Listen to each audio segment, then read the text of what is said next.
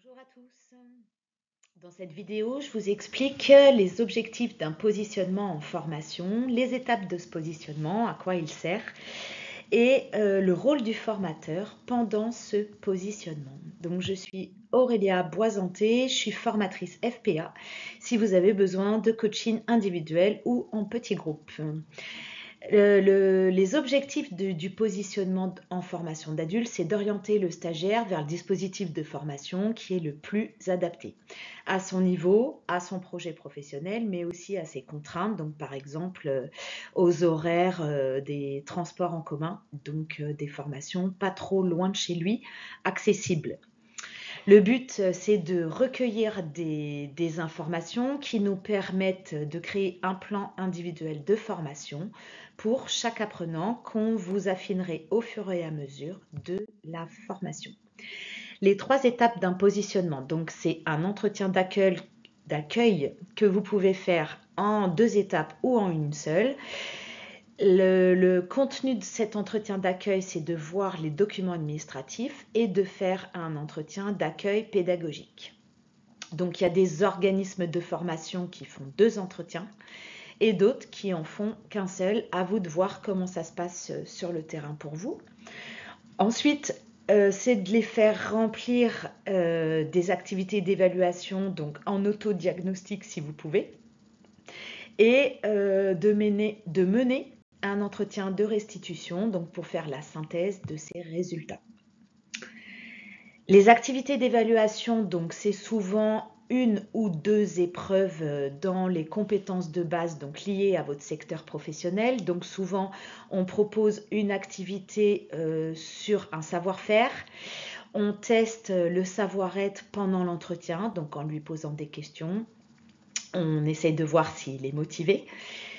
Et aussi, il y a des organismes de formation maintenant qui rajoutent un test numérique pour vérifier donc les acquis sur notamment les outils bureautiques. La finalité de l'entretien, donc, c'est d'établir des diagnostics, de définir une orientation professionnelle et donc d'établir un plan de formation. Donc, vous allez faire connaissance avec la personne, identifier bien son parcours professionnel. Donc, quand c'est des jeunes, on démarre au stage de 3e, on les fait développer donc depuis le stage de 3e. Ensuite, s'ils sont allés en lycée professionnel, en lycée sur un lycée général, est-ce qu'ils ont fait un CAP, un bac pro, un BTS, etc. Ou est-ce qu'ils sont allés travailler à 16 ans? Et s'ils sont allés travailler, quelles sont leurs différentes expériences professionnelles et leur formation continue? On vérifie aussi que c'est un choix de leur part d'être là, ou est-ce que ça leur a été imposé soit par l'entreprise, soit par des missions locales ou le Pôle emploi qui aujourd'hui s'appelle France Travail. Donc d'identifier bien aussi ses acquis pendant les entretiens, tout ce qu'il a comme compétences et tout ce qu'il connaît, qu'il a comme connaissances. Donc définir un parcours de formation le plus adapté. C'est un moment clé de la formation parce que c'est la première étape, la première rencontre avec le formateur, avec aussi, ça peut être l'équipe de direction, ça peut être aussi la visite des locaux.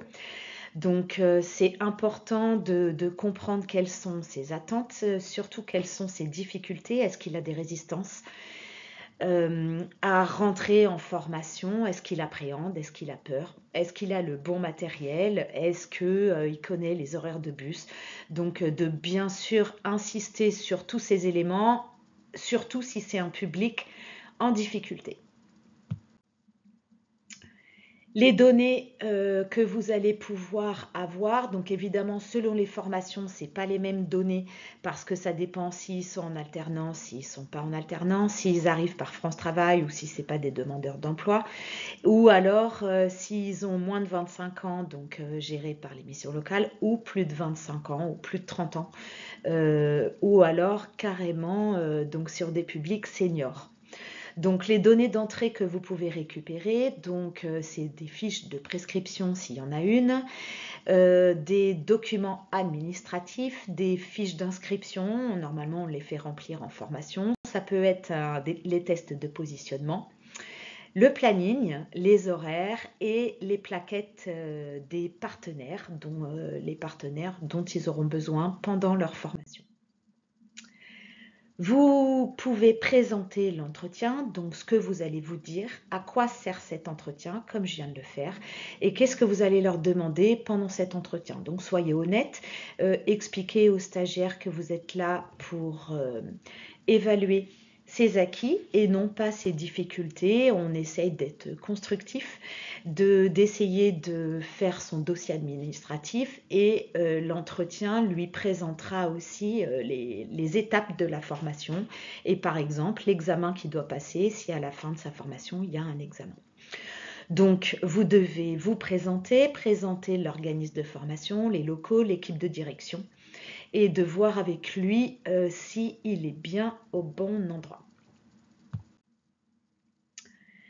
Donc, le contenu de l'entretien en détail, comme on disait, donc c'est son parcours scolaire, donc la lecture et l'écriture, notamment les savoirs numériques, les attentes, donc quel est son projet professionnel et qu'est-ce qu'il a besoin d'apprendre pour réussir à créer son projet professionnel.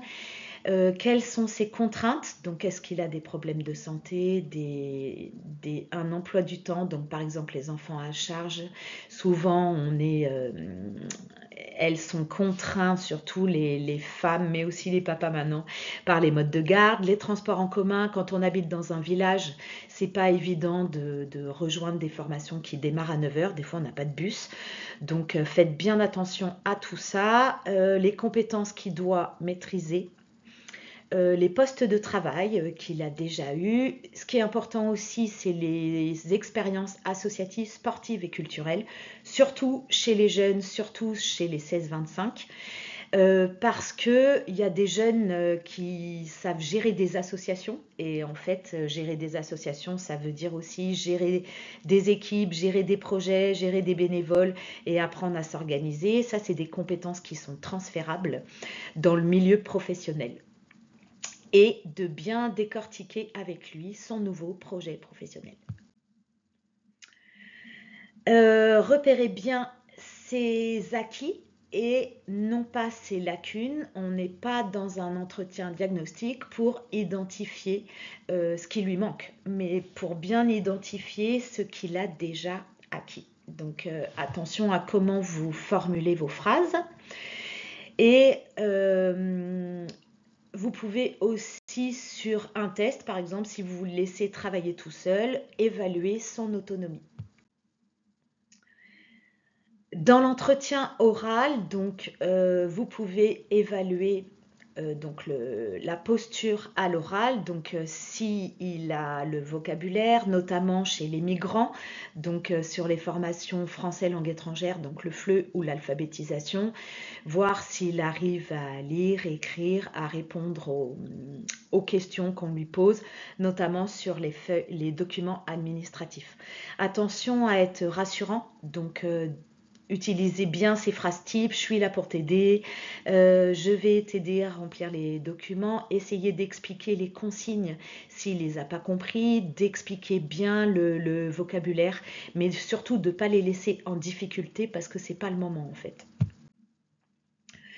Ensuite, vous pouvez présenter la formation, donc vous pouvez présenter l'équipe de formateurs, les référents s'il y en a, et l'équipe de direction, donc faites bien un point sur les horaires, donc poser le cadre, ce qui s'appelle poser un cadre de travail, avant que la formation démarre pour vérifier avec lui que les contraintes ne lui posent pas de problème. Donc le lieu, le groupe, les méthodes de travail, c'est-à-dire les méthodes pédagogiques, donc est-ce que ça va être du travail de groupe, est-ce que ça va être des jeux de rôle, une pédagogie active, les stagiaires ont besoin d'anticiper la façon de travailler parce qu'il y a des stagiaires qui sont un peu timides et qui ont besoin d'être rassurés en le sachant à l'avance.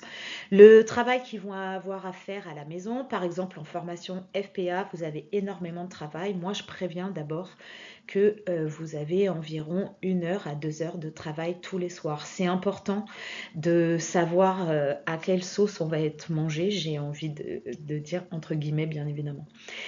Les objectifs de la formation, le contenu de la formation par étapes, les méthodes d'évaluation, c'est très important de savoir comment on va être évalué, avec quelle méthode, est-ce que ça va être de l'oral, est-ce que ça va être des exposés, est-ce que ça va être des dossiers à écrire, le matériel qu'on pourra utiliser et le matériel qu'on va nous demander d'apporter, donc par exemple si c'est un ordinateur portable, c'est important de le dire, et surtout de présenter les examens si à la fin de la formation il y a des examens comme en CAP, Bac Pro, BTS, donc toutes les formations longues et les titres professionnels, présentez bien les examens. On a besoin de savoir ce qu'on attend de nous. L'attitude du formateur, donc votre rôle à vous, c'est de bien dédramatiser la situation en expliquant que vous êtes là pour les aider à faire ce premier entretien et ces premiers tests de sélection. Et que vous n'êtes pas là pour contrôler qu'il n'y aura pas de notes. Voilà, que vraiment c'est une aide initiale. Donc les laissez pas galérer. Évidemment, appuyez-vous sur le référentiel, donc essayez de voir s'il y a des compétences qu'ils n'ont pas acquis entièrement, c'est pas très grave, mais de découper les compétences par étapes, comme dans une progression pédagogique, et de voir quelles compétences ils ont déjà acquis. Essayez d'utiliser l'analyse réflexive et la métacognition, c'est-à-dire de les faire réfléchir à comment ils apprennent, à comment ils ont appris par le passé et ce qu'ils ont déjà mis en place, parce que c'est très important de comprendre qu'on a déjà des compétences, qu'on ne part pas de rien. Donc, pour résumer, le diagnostic, c'est d'établir une bonne communication en étant rassurant avec les apprenants, d'échanger sur leurs projets professionnels et sur les compétences qu'ils ont déjà acquis, remplir les diagnostics et surtout proposer votre aide pour expliquer les consignes ou le vocabulaire. Comment on interprète un diagnostic? Attention à ne pas être trop négatif, mais être vraiment constructif. Parler vraiment, comme je dis depuis le début, de ses compétences qu'il a déjà acquis, même si c'est une partie des compétences, la maîtrise du vocabulaire, toutes les expériences professionnelles qu'il a déjà eues et ses envies de formation, quelles sont ses attentes, pourquoi il est là. Essayez bien donc de décortiquer ces compétences linguistiques notamment, donc beaucoup l'oral, parce qu'on a besoin de maîtriser l'oral, quels que soient les secteurs professionnels. Et aussi donc sur les compétences numériques, donc tout ce qui va être outils bureautiques et logiciels. Donc vous allez avoir des données d'entrée que vous allez pouvoir analyser, donc qui réalise la prestation, donc quels sont les acteurs qui vont travailler avec lui, les outils qu'ils peuvent utiliser et les données de sortie, donc les résultats concrets en phase finale de ces tests. Voilà, j'espère que cette vidéo vous a plu. Donc, moi, j'anime des formations pour devenir formateur. J'aide aussi les formateurs à créer des jeux pédagogiques et des escape games pédagogiques. N'hésitez pas aussi à aller voir mes autres vidéos et vous inscrire à ma newsletter ou vous inscrire à une formation. Les prochaines que je fais, c'est le 4 et 6 juillet à Paris et en Île-de-France. Merci et à bientôt. Au revoir.